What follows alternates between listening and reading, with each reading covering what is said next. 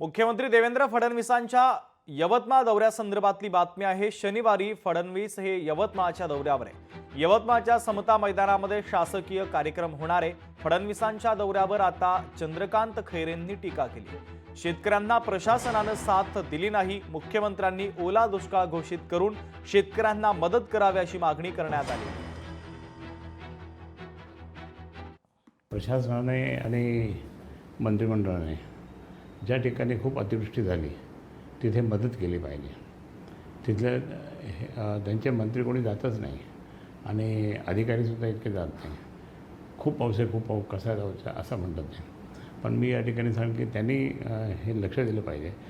चिखल झाला खूप, लोकांना जायला हे नाही आहे, ते ताबडतोब हटवलं पाहिजे काम आणि लोकांना मदत केली पाहिजे। शेतकऱ्यांना त्या ठिकाणी एकतर कर्जमुक्त ते केलंच नाही, पण आता या ठिकाणी अशी परिस्थिती झाली की शेतकरी त्या ठिकाणी हवालदिल झाला, कारण खूप मोठं त्यांचं पीक संपलं। या परिस्थितीमध्ये जर सरकारने साथ दिली नाही तर शेतकरी पूर्णपणे कोलमडून जाईल।